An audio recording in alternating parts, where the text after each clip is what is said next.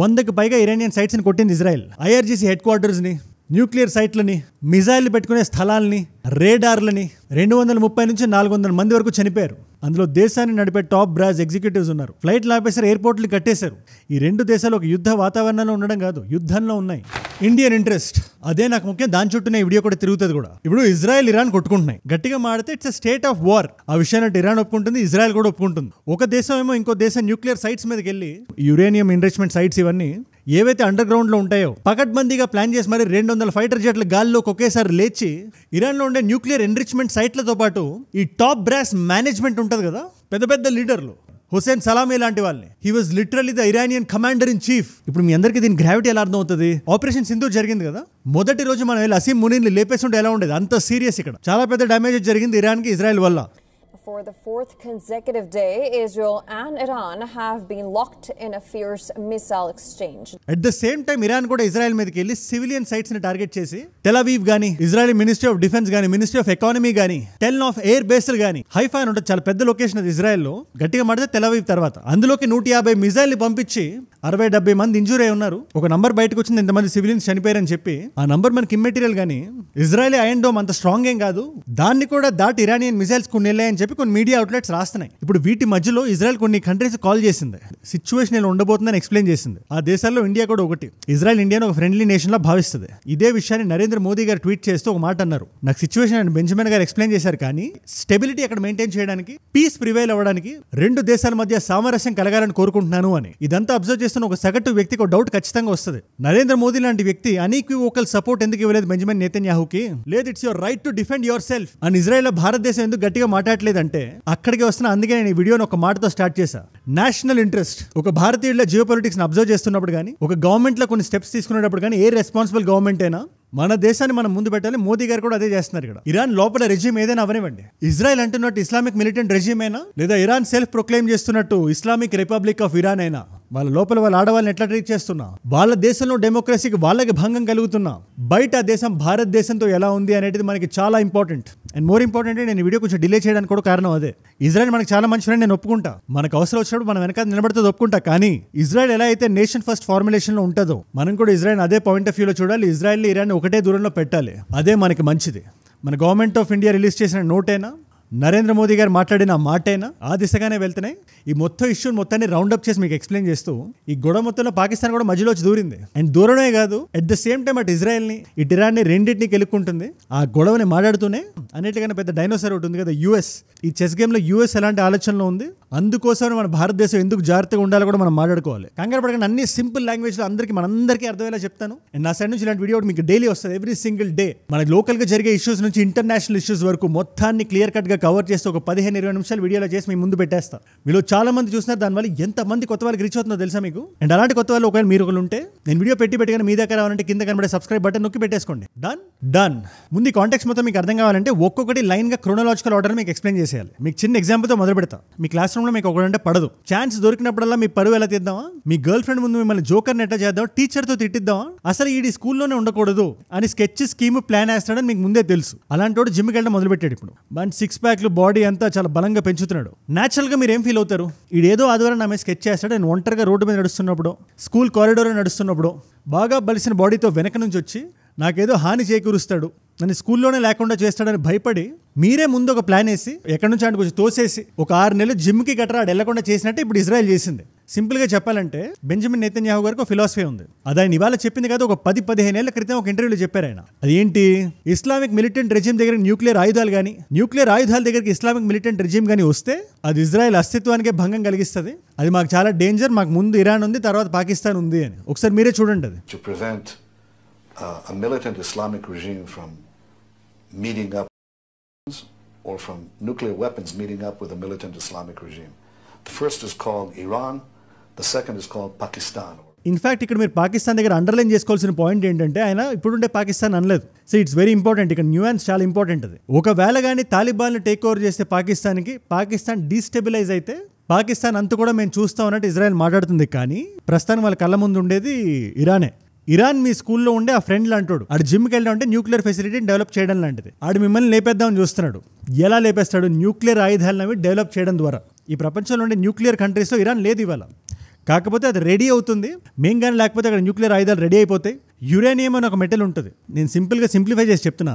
మనకు కానీ యురేనియం ఎక్కువ ఉంటే న్యూక్లియర్ ఆయుధాలు ఎక్కువ చేయొచ్చు. సో డెవలప్మెంట్ అంతా ఎక్కడ చేస్తున్నారు, రెడీ అవుతున్నారు వాళ్ళు. అండర్ గ్రౌండ్ బంకర్స్ లాంటివి పెట్టి బలంగా ఈ తెహరాన్లో కానీ లేదా వివిధ రకాల లొకేషన్స్లో కానీ. ఈ మ్యాప్లో మీకు కనబడినట్టు ఇరాన్ అంతా. ఇప్పుడు అది కాకుండా ఈ ఎయిర్ డిఫెన్స్ సిస్టమ్లు, ఎయిర్ బేస్లు, వీటిలన్నింటినీ పట్టి నేను చెప్తాను కదా, ఒకేసారి జూన్ 13వ తేదీన తెల్లవారుజామున 1 గంటకి 200 ఫైటర్ జెట్లు గాల్లోకి లేచి పగడ్బందీగా మిసైల్తో కొట్టాయి. అండ్ ఈ కొట్టడంతో ఈ లొకేషన్లే కాదు, ఫస్ట్ ఆఫ్ ఆల్ న్యూక్లియర్గా క్రిపిల్ అయిపోయింది ఇరాన్. ఒక 10 అడుగులు వెనక్కి వెళ్ళిందని చెప్పుకోవచ్చు. అంటే ఒక 10 రోజుల్లో రెడీ అవ్వాల్సింది సంవత్సరం పట్టేటట్టు ఉంది. ఒక చిన్న చూచాయిగా చెప్తున్నాను అంతే. బట్ దానికన్నా ఇంపార్టెంట్గా ఏం జరిగిందో తెలుసా? Army chief of staff Mohammad Bagheri, ఇందాక చెప్పినట్టు హుసేన్ సలామీ, అలాగే ఎయిర్ డిఫెన్స్ కమాండర్లు, హెడ్ ఆఫ్ ఇంటెలిజెన్స్, వీళ్ళందరూ పెద్ద పెద్ద వాళ్ళు ఎవరైతే తలకాయలు ఉంటారు కదా కంట్రీకి సంబంధించి, ఎవరైతే దేశాన్ని నడిపిస్తుంటారో వాళ్ళందరినీ ఒక్కొక్కరుగా న్యూట్రలైజ్ చేస్తారు. వాళ్ళని మాత్రమే కాదు, ఈ న్యూక్లియర్ ఆయుధాల ప్రొడక్షన్కి సంబంధించిన సైంటిస్టులు ఉంటారు కదా, బాగా తెలివైన వాళ్ళు, వీళ్ళని ఆ దేశపు బ్రెయిన్స్ అంటారు. ఆ బ్రెయిన్స్ కి సంబంధించిన ప్లగ్లు కూడా పీకేసింది ఇజ్రాయెల్. మనం ఇజ్రాయెల్ సైడ్ ఉన్నామా ఇరాన్ సైడ్ ఉన్నామా పక్కన పెడితే, అంత చిన్న దేశం మీరు ఒకసారి వరల్డ్ మ్యాప్ లో చూసి సరిగ్గా కనబడదు కూడా. ఇజ్రాయెల్ చుట్టూ ఎనిమిస్ ఉన్నారు. అంత దేశం పెట్టుకొని ఇంత ఆపరేషన్ నడిపిందంటే నార్మల్ విషయం కాదు అది. ఇది అందరూ ఒప్పుకోవాల్సిన విషయం. ఇరాన్ కూడా ఏం తక్కువ తినలేదు. అదే రోజు ఇన్ఫాక్ట్ రిటాలియేట్ అయ్యారు. అగైన్ చెప్తున్నాను కదా, ఇజ్రాయెల్కి ఒక పేరు ఉంటుంది, ఐరన్ డోమ్ మీద. అసలు దీన్ని ఏది దాటలేదు, చాలా బలంగా డిఫెండ్ చేసుకోగలుగుతుంది ఈ దేశం అని. కాకపోతే అరౌండ్ 150 మిసైల్ ఒకేసారి గాల్లోకి లేచేసరికి డెఫినెట్గా కొన్ని ఐరన్ డోమ్ని దాటే సివిలియన్స్ ఉండే సిటీస్ ఉంటాయి కదా, అపార్ట్మెంట్ కాంప్లెక్స్లు, తెల్ అవీవ్ లాంటి ప్లేసుల్లో లేదా వేరే ఇంపార్టెంట్ ప్లేసుల్లో, వీడియో బిగినింగ్లో చెప్పాను కదా, ఇజ్రాయెల్ మొత్తం దాడి చేసింది ఇరాన్ వెంటనే. అండ్ అక్కడ దాకా జూన్ 14th కూడా ఇది కంటిన్యూ అయింది. ఈ గ్యాప్ మొత్తంలో ఇజ్రాయెల్ లెటర్ రిలీజ్ చేసింది. అఫ్ కోర్స్ వాళ్ళ ఐడిఎఫ్ నుంచి రకరకాల వీడియోలు రిలీజ్ అవుతున్నాయి. లేదు చూడండి వీళ్ళు మాపై ఎలా దాడి చేస్తున్నారో, మా సివిలియన్స్ మీద, మేము మిలిటరీ బేస్లు మాత్రమే కొడితే వీళ్ళు ఎంత క్రూరులు ఉన్నారో చూడండి అనే మీనింగ్ వచ్చిన వీడియోలు రిలీజ్ చేస్తూ, అసలు మీరెందుకు దీన్ని ఇనిషియేట్ చేశారని ఇజ్రాయెల్ ఎవరైనా అడుగుతుంటే అదే ఇజ్రాయెల్ డైరెక్ట్గా ఒక పేపర్ రిలీజ్ చేసింది. జూన్ 13 దాడి చేసిన వెంటనే అసలు ఇక్కడ ఏం జరిగింది, మేము దాడి ఎందుకు చేసాం, వాడు జిమ్కి వెళ్తున్నాడు, రేపు పొద్దున్న నన్ను స్కూల్లో లేకుండా చేస్తాడనే మీనింగ్ ఉన్నట్టుందా లెటర్. అది ఇజ్రాయెల్ పాయింట్ ఆఫ్ వ్యూ. అది గ్రౌండ్ లెవెల్లో ఇంకా చాలా జరుగుతున్న అన్ని డీటెయిల్స్ వెళ్ళకుండా కొంచెం మనం జూమ్ అవుట్ చేద్దాం, మన నేషనల్ ఇంట్రెస్ట్లోకి వచ్చేద్దాం. ఇప్పుడు మీకు సిచ్యువేషన్ మీకు అర్థమైంది కాబట్టి. ఈ కాన్ఫ్లిక్ట్ మొత్తంలో పెద్ద పెద్ద ప్లేయర్స్ ఎవరు వరల్డ్ మ్యాప్లో? అఫ్ కోర్స్ ఇజ్రాయెల్, ఇరాన్తో పాటు యూఎస్ చాలా పెద్ద ప్లేయర్. అండ్ ఇజ్రాయెల్ యూఎస్ మాకు సపోర్ట్ చేస్తుందని బలంగా వచ్చి మాట్లాడుతుంది. ఇన్ఫాక్ట్ వాళ్ళకి సూట్లు కోట్లు వేసినప్పుడు లేపెల్స్ కూడా, ఒక సైడ్ హాస్టేజ్ లేపెల్ ఉంటుంది, వాళ్ళు భద్రంగా తిరిగి రావాలని, ఇంకో సైడ్ ఇజ్రాయెల్ మ్యాప్తో పాటు యూఎస్ఏ మ్యాప్ కూడా పెట్టుకొని మాట్లాడుతున్నారు వాళ్ళు. డొనాల్డ్ ట్రంప్ గారు కూడా పెద్ద ట్వీట్ చేశారు, ఇరాన్ నేను చెప్తానే ఉన్నాను మీరు చేయొద్దు, మీరు న్యూక్లియర్ ఇది చేయొద్దని చెప్పి ఆయన కూడా చేశారు. ఇక్కడ నాకు చేయాల్సింది ఏం లేదు అని చెప్పి ఆయన పాయింట్ ఆఫ్ వ్యూ. కానీ యూఎస్ చెప్పేది మనం ఎప్పుడూ ఆన్ ఫేస్ వాల్యూ తీసుకోకూడదు. వాళ్ళు ఏదైనా చెప్తే దాని అంతరార్థం ఏంటని ఎతకడం మొదలు పెట్టాలి. ఇక్కడ యూఎస్ అంతరార్థం ఏంటి, ఇరాన్ ఇజ్రాయెల్తో ఎన్నివేస్ కెలుక్కుంటుంది, ఇజ్రాయెల్ మన ఇరాన్ వైపు కొంచెం ఉసిగొలిపితే, ఇజ్రాయెల్ ఇరాన్తో గొడవ పడినప్పుడు మనం మాట సాయం చేసి మనం సబ్సిడీ రేట్స్ లో ఇచ్చిన ఫైటర్ జెట్స్ ఏవైతే ఉన్నాయో అవి మనకి డెఫినెట్ ఇరాన్ ని ముంచేయడానికి హెల్ప్ అవుతుంది అని. ఇక్కడ మీరు గుర్తుపెట్టుకోవాల్సింది ఏంటంటే, ఇరాన్ లో ఉండే కరెంట్ రెజిమ్ ఉంది కదా, అయోతుల్లా ఖొమైనీ రెజిమ్, ఆయన సుప్రీం లీడర్, ఆల్మోస్ట్ ఒక పార్షియల్ డిక్టేటర్షిప్ లాంటిదే. మేజర్ డెసిషన్ మేకర్స్ ఎవరో ఎలక్ట్ అవ్వబడిన వాళ్ళు కాదు. అండ్ వాళ్ళు యూఎస్ఏ వంగమంటే వంగరాలు, స్టబ్బాన్గా ఉంటారు, వాళ్ళ దేశం కోసం వాళ్ళు నిలబడతారు. కానీ యూఎస్ ఖచ్చితంగా రెజిమ్ని మార్చేయాలి, మన పపెట్ని అక్కడ పెట్టాలి. పాకిస్తాన్ ఎలా అంటే మనం ఉస్కో అంటే డిస్కో అంటదో అలాంటి దేశంగానే ఇరాన్ ని రెడీ చేయాలి అనేది యూఎస్ ఆలోచన. పాకిస్తాన్ ఎనీవేస్ యూఎస్ మోచేతి నీళ్ళు తాగుతుంది. సో పాకిస్తాన్ కు అసైన్మెంట్ ఇచ్చింది యూఎస్. అదేంటి, మీరు ఇరాన్ పక్కనే ఉన్నారు కాబట్టి ఇరాన్ మీద ఒక కన్నేసి ఉంచండి, ఇరాన్కి సంబంధించిన సీక్రెట్లు ఏవైనా ఉంటే అది మాకు చెప్పండి బ్యాక్ డోర్ లో, అది మేము ఇజ్రాయెల్కి ఇస్తాం. ఆ ఇంటెలిజెన్స్ ఇజ్రాయెల్ ఇరాన్ని లాగిపెట్టి కొడుతుంది. మీకు ఇప్పుడు సిచ్యువేషన్ అర్థమవుతుంది కదా. ఇజ్రాయెల్ డైరెక్ట్గా పాకిస్తాన్తో ఫ్రెండ్షిప్ చేయకపోవచ్చు, బట్ పాకిస్తాన్ ఇండైరెక్ట్గా ఇజ్రాయెల్కి హెల్ప్ చేసిన విషయం ఇజ్రాయెల్కి కూడా తెలుసు. ఈ న్యూయాన్స్ మనలో చాలా మంది పట్టుకోవట్లేదు.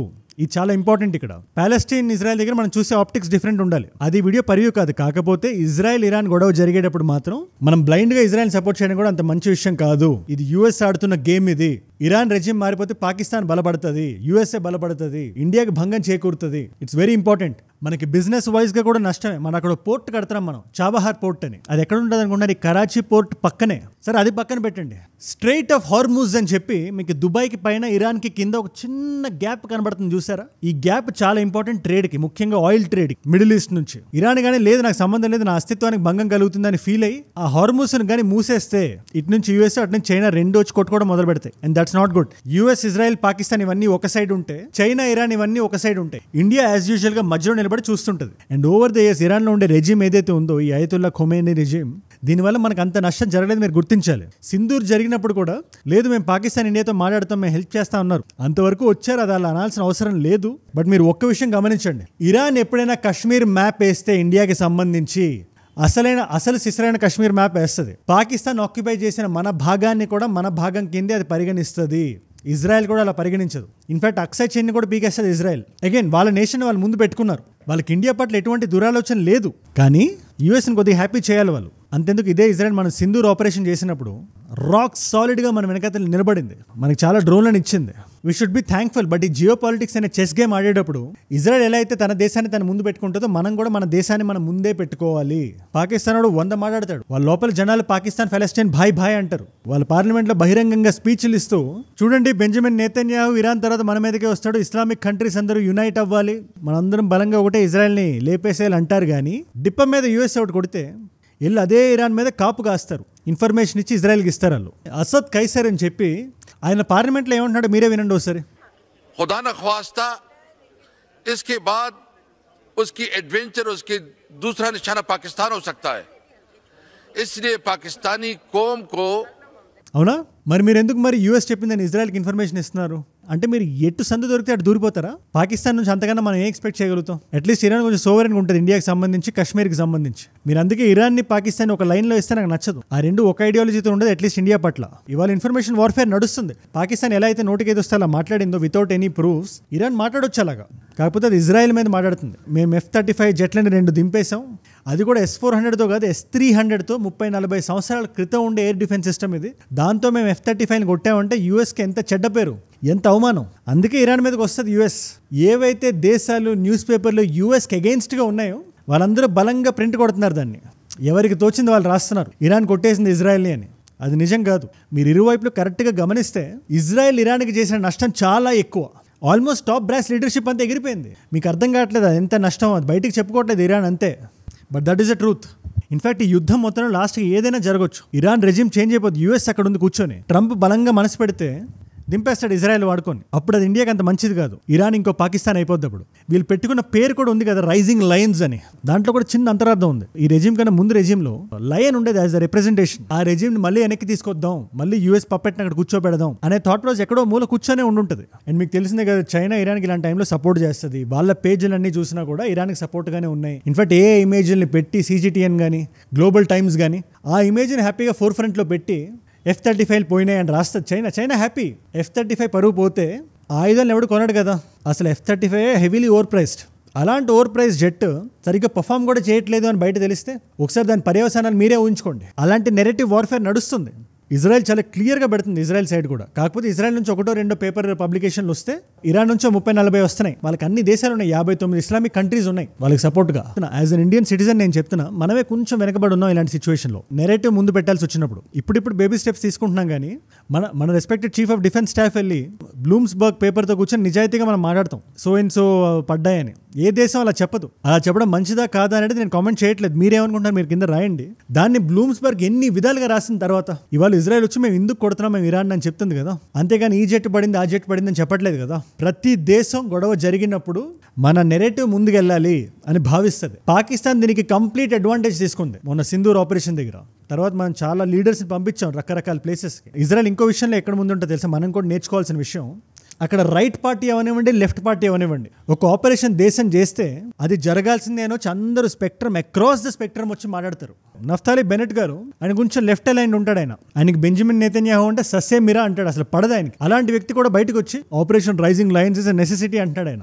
అలాగే ఇక్కడ మనం నేర్చుకోవాల్సింది ఆపరేషన్ సింధూర్ గవర్నమెంట్ చేస్తే అది ఏ పార్టీ అయినా, టీఎంసీ అయినా, కాంగ్రెస్ అయినా, వైఎస్ఆర్సీపీ అయినా, టీడీపీ అయినా, లోకల్ పార్టీస్ నుంచి నేషనల్ పార్టీస్ వరకు అందరూ ఓన్ చేసుకోవాలి. ఇది మన దేశం చేసింది, మన దేశ సమగ్రత కోసం, భద్రత కోసం చేసిందని. అట్లీస్ట్ మనం అవుట్ ఆఫ్ ద కంట్రీ మీడియాతో మాట్లాడుతున్నప్పుడు దట్స్ వెరీ ఇంపార్టెంట్. అప్పుడే ఒక ఐక్యత ఉంటుంది.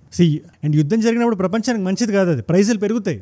రేపు పొద్దున ఒక బ్యాలర్ $100 వెళ్ళి మనం ఆశ్చర్యపోవాల్సిన అవసరం లేదు, ముఖ్యంగా ఇరాన్ ఇన్వాల్వ్ అయి ఉంది కాబట్టి. And to all Indians who are watching, Israel మనకి ఇష్టమే, లేదా కొంతమందికి ప్యాలెస్టైన్ ఇష్టం, ఇంకొంతమందికి ఇరాన్ ఇష్టం. ఇలా ఎవరి ఐడియాలజీ వాళ్ళకి ఉండొచ్చు. కానీ మనం ఒక మాట మాట్లాడే ముందు, సపోర్ట్ ఎక్స్టెండ్ చేసే ముందు ఇండియా ఫస్ట్ అనేది మాత్రం మనం పెట్టుకోవాలి యాజ్ ఇండియన్స్. అది ఒక్కటే నేను చెప్దాం అనుకుంటున్నా. అండ్ ఈ టెన్షన్ మొత్తంలో ఇంకో టేక్ అవే ఏంటో తెలుసా, UAE position in the world map.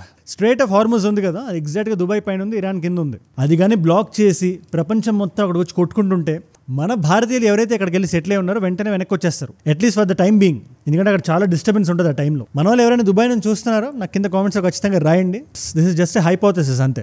And ఇవాళ మల్టిపుల్ చాయిస్ క్వశ్చన్, ఇరాన్లో బాగా దట్టమైన పర్వతాల మధ్యలో ఒక లొకేషన్ ఉంది, కోమ్ అనే సిటీ, QOM. ఈ సిటీ పక్కన ఉంది.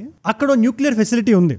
దాన్ని టార్గెట్ చేయడం, దాన్ని కొట్టడం చాలా కష్టం, చాలా చాలా మంది అంటుంటారు. ఆ ఫెసిలిటీ పేరేంటిది? Option A Natanz, option B Isfahan, option C Arak, option D Fordow. తెలిస్తే కింద రండి. తెలుసుకుందాం అనుకుంటే ఇన్స్టాగ్రామ్ లో అజయ్ ఫ్రమ్ ఏజుడ్ అని ఉంటుంది. మీరు if you want follow me latest news అక్కడ స్టోరీస్ లో చూద్దాం అనుకుంటే, ఎందుకంటే గంటకి పెడుతుంటాను అక్కడ. మీరు అజయ్ ఫ్రమ్ అని రాస్తుంటే పక్కన tick mark and it's verified profile 1+ million followers అంటే వచ్చేయచ్చు మీరు. అక్కడ ఇలాంటి వీడియోస్ ని రీల్స్ లాగా నా లైఫ్ లో నా చుట్టూ ఏమైనా జరుగుతున్నా, ఇలాంటి జియో పొలిటిక్స్ లో ఇంకా ఇన్సైట్స్ కావాలన్నా ఇట్స్ అ గ్రేట్ ప్లేస్. ఇలాంటి క్వశ్చన్స్ ఆన్సర్స్ కూడా తెలుసుకోవచ్చు. ఒకవేళ అక్కడ లేకపోయినా ఏజుడ్ రీల్స్ అని మన పేజ్ అది, మన టీం నడుపుతుంటుంది. క్వశ్చన్స్ అక్కడ స్టోరీస్ లో పెట్టేయమంట ఆన్సర్స్ ని. So come and by the way, మీరు ఈ పాయింట్ దాకా వచ్చారు కాబట్టి 2 కాంప్లిమెంటరీ వీడియోస్ పెడుతున్నాను. ఒకటి ఏఐ ఆర్టిఫిషియల్ ఇంటెలిజెన్స్ నుంచి గూగుల్ దింపిన 5 న్యూ టెక్నాలజీస్ వరకు, అది మన జీవితాన్ని మన ఉద్యోగాన్ని ఎలా మార్చబోతుందో క్లీన్ గా ఒక వీడియో ఎక్స్ప్లెయిన్ చేస్తూ ఒక వీడియో చేశాను. ఆ వీడియో ఇక్కడ ఉంది, నిన్నే చేశాను ఆ వీడియో. లేదా ఇదే టాపిక్ లో ఇంకా జియో పొలిటికల్ గా వెళ్దాం, యూఎస్ గురించి మనం ఏం తెలుసుకుందాం అనుకుంటే, రీసెంట్ గా LA లో జరిగిన రైట్స్ గురించి క్లీన్ గా క్రిస్టల్ క్లియర్ గా ఎక్స్ప్లెయిన్ చేస్తూ ఒక 15-20 నిమిషాల వీడియోలో అది ఇక్కడ ఉంది. మీకు ఏ వీడియో ఇంట్రెస్ట్ ఉంటే ఆ వీడియో నొక్కండి. అండ్ మీరు ఇక్కడ దాకా నా వీడియోలో వచ్చారంటే నా వీడియోస్ మిమ్మల్ని లాక్కట్టుకుని ఒక వాల్యూ పొందుతున్నారు. Thank you so much for that. మీరు ఇస్తున్న ఈ వాచ్ టైం, మీ రిటెన్షన్ నాకు కొండంత బలాన్ని, ధైర్యాన్ని ఇస్తుంది. లేదు ఇంకా గట్టిగా మాట్లాడాలి, నిర్భయంగా మాట్లాడాలి. ప్రపంచంలో ఏం జరిగినా మన దేశాన్ని మనం ముందు పెట్టి ఆ పర్టికులర్ ఆప్టిక్స్ లో చూస్తూ మనం మాట్లాడాలి. That is more important, that is the need of the hour అనే నా భావనకు మీరే నా ప్రేరణ. You are my inspiration. మీరు ఇంత ఇదిగా చూడడం వల్ల, ఈ వాచ్ టైం రిటెన్షన్ ఇవ్వడం వల్ల ఎంతమంది కొత్త వాళ్ళకి రీచ్ అవుతుందో తెలుసా మీకు? You have no idea. And అలాంటి కొత్త వాళ్ళు ఒకవేళ మీరు ఒకళ్ళు ఉంటే, నేను వీడియో పెట్టగానే మీ దగ్గర రావాలంటే మీరు ఏం చేయాలి? కింద కనబడే సబ్స్క్రైబ్ బటన్ నొక్కి పెట్టేసుకోండి. సబ్స్క్రైబ్ చేశారుగా? డన్. నేను మిమ్మల్ని మళ్ళీ రేపు ఇంకో వీడియోలో కలుస్తాం. మనందరం కలిసి పెరగాలి, కలిసి ఎదగాలి. Let us all grow together. Let us all rise together. Rise above ignorance, rise above arrogance, rise above hate. ఏజుడ్ అంటే మనం. జై హింద్, జై భారత్, జై ఆంజనేయ, ఓం నమః శివాయ.